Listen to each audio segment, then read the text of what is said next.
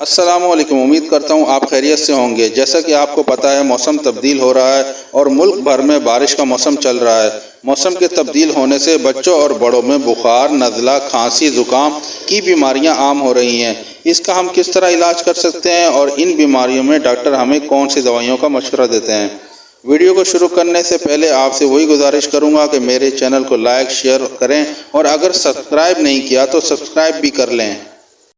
وہ بچے جن کو نزلہ، کھانسی، زکام اور بخار ہے، والدین ڈاکٹر سے مشورہ کر کے یہ دوائیاں استعمال کر سکتے ہیں۔ اس دوائی کے استعمال سے انشاءاللہ آپ کے بچے کو اگلے دن سے ہی فرق پہنچنے لگ جائے گا۔ اس دوائی میں پیناڈول، سیبوش اور کوئی بھی اینٹی الرجی سیرپ ہو وہ ملا کر استعمال کر سکتے ہیں۔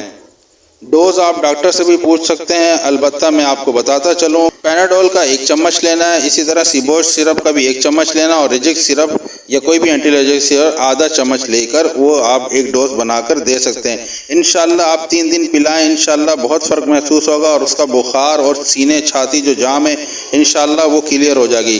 اسی طرح بڑوں کے لیے بھی یہی دوائی ٹیبلٹ کی شکل میں استعمال کروا سکتے ہیں۔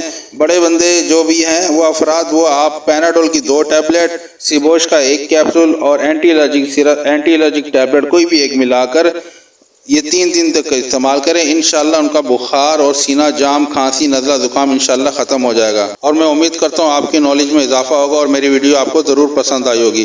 ویڈیو کو شیئر اور لائک ضرور کر دیجیے گا۔